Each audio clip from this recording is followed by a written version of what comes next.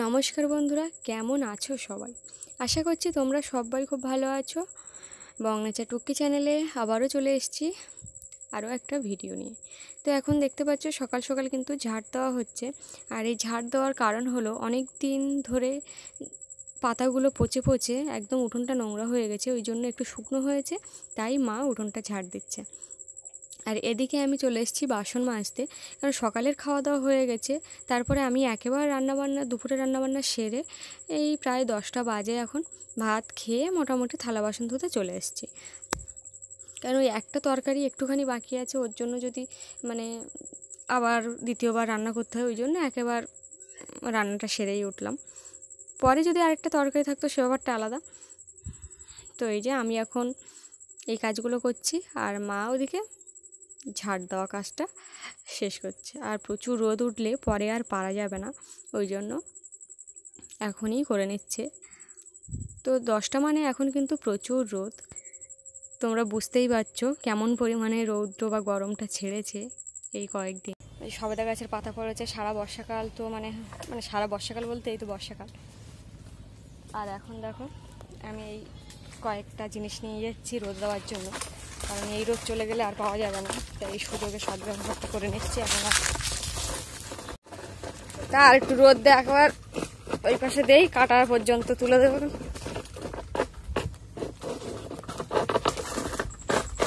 আর এই যে এই কাঠগুলো মানে ফুটে ফুটে এনে আর ওই আমি কটা তালে ডাগ আর কি, সেগুলো নিয়েই কিন্তু এখন রোদে দিচ্ছি। এই যে এখানে দুটো আগে থেকেই ছিল, আর আমি পরে দুটো এনে একসাথে এই দুটো আনছি, আর আগে একটা নিয়ে আসলাম। মোটামুটি এইগুলো কাটা হয়ে গেলে তুলে দিলে তাহলে পরে আবার যখন গাছের থেকে ডাক পড়বে তখন ওখানে ঝাঁপ করতে অসুবিধা হবে না।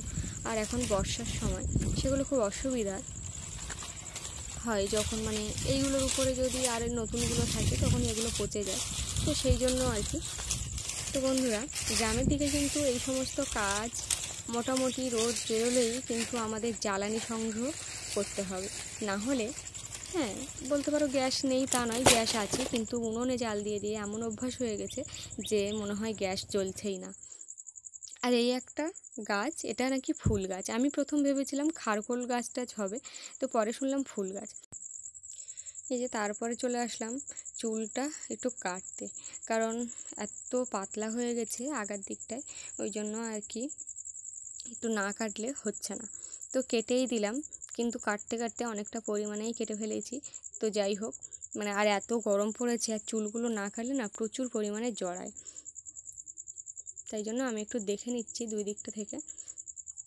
বরাবরই আমি একা একাই চুল কাটি। আর হচ্ছে স্কুলে থাকতে মানে এক বান্ধবী ছিল, তার কাছ থেকেই চুলটা কেটে নিয়েছিলাম একবার। আর প্রায় সময় বেশিরভাগ সময়টা আমি নিজেই চুল কেটেছি এইভাবে ধরে ধরে। তো যেমন হয় হোক, আমার অত ব্যাপার স্যাপার নেই, যা হয় তাতেই ভালো।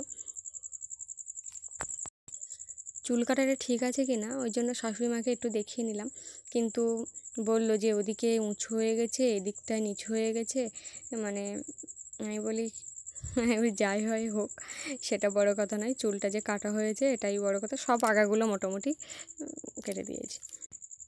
তো শাশুড়ি মা আবার বলল যে বিয়ের পর স্বামীর কাছ থেকে নাকি চুল মানে কাটতে হয়, কেটে নিতে হয়, না হলে স্বামীর নাকি আয়ু কমে যায়। তো যাই হোক, আমি তো অন্য কারো কাছ থেকে কাটছি না, আমি যেহেতু নিজে কাটছি, তো নিজে কাটলে এরকম কোনো সমস্যা হয় নাকি আমি নিজেও জানি না। তো তারপরে দেখো বিকেলবেলা চলে আসলাম বাবাদের বাড়ি, কারণ পেয়ারা পারবে, ওই জন্য কাকে ডাকবে খুঁজে পাচ্ছে না, তো নাকি পেয়ারা লাগবে, পেকে সব পাখিতে ফেলে দিচ্ছে, ওই জন্য। তো কী আর করবো, একটু থাক আছে, ওই জন্য গাছে উঠতে একটু সুবিধাই হলো, তাই গাছেই উঠে গেলাম। গাছে উঠেছি সে তো ভালো কথা, কিন্তু যে উপরে সানসেটের উপরে উঠবো সেটা আর হচ্ছে না। বাবা ডালগুলো কেটে এমন ছোটো ছোটো করে রেখেছে, না হলে আগে ওঠা যেত সানসেটের উপরে, হয়তো উঠতে পারবো, কিন্তু পরে নামার সময় আর নামতে পারবো না, সেও এক সমস্যা। মানে ছাদ আছে উপরে, সেটা মানে ছাদে ওঠাও আর হবে না সিঁড়ি না হলে, আর সিঁড়ি যদি হতো ছাদের উপর থেকে উঠে ওখান থেকে পেয়ারা পাড়তেও অসুবিধা হতো না। যাই হোক, এইভাবে আমি পাড়ার চেষ্টা করছি কয়েকটা পেয়ারা আর কি। তো মাঝে পেয়ারা পাড়তে পারতে আঁকুশি ভেঙে পুরো শেষ। আবার গাছে উঠে খানিকক্ষণ ধরে আঁকুশি বাঁধতে হলো, তারপরে পেয়ারা পাড়তে হলো। তো আঁকুশিটাও ছোট, পেয়ারা ঠিক মতো পাড়তেও পারছি না, কিছু করতে পারছি না। অনেক চেষ্টার ফলে মাত্র কয়েকটা পেয়ারা পেড়েছিলাম, তো সেটা তোমাদেরকে পরেই দেখাচ্ছি। আর এই গাছটায় পেয়ারা মানে সারা বছরই বলতে গেলে হয়, কারণ যদিও অতটা জানি না, মানে এই গাছের যে মূল গাছটা, সে গাছটা কিন্তু এরকম সারা বছর হয় না, আবার এর থেকে যে ডাল নেওয়া সেটা হয় না, কিন্তু এই গাছটাই হয়, কারণটা আমি জানি না। এই কটা পেয়ারা পাওয়া আঁকুশি ভাঙা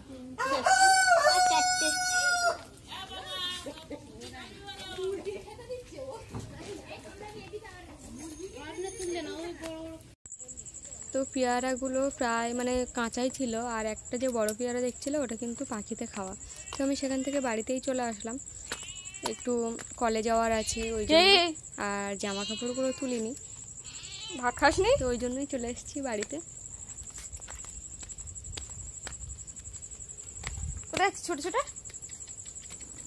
শুয়ে কি হবে, পারবো না, মাথা চলে গেছে স্যার।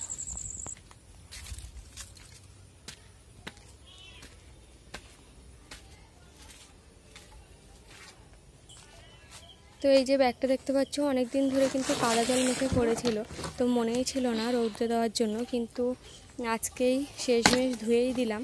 আর এটা দিদিদের কাছেই পাঠিয়েছিলাম, আর সেই ব্যাগটাই আসার সময় এবারে এনেছি কাদা জল দিয়ে টেনে টেনে, তো ওই জন্য আর কি ধুয়েই দিয়েছি।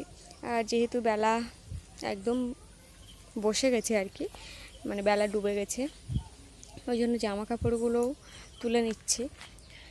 আর সারাদিন হাওয়া ছিল না, কিন্তু এই যে বেলা বসে যাওয়ার সাথে সাথে বেশ সুন্দর স্নিগ্ধ হাওয়া হচ্ছে, তখন আর এই সময়টা আর কোনো কিছুই করতে ভালো লাগে না, বেশ সুন্দর একটা ওয়েদার, মানে ঠান্ডা ঠান্ডা, বেশ ভালোই। তো বন্ধুরা, আজকের ভিডিওটা এই পর্যন্ত, পরে দেখা হচ্ছে অন্য কোনো ভিডিওয়। সবাই ভালো থেকো, সুস্থ থেকো, সাবধানে থেকো, আজ আসি, টাটা।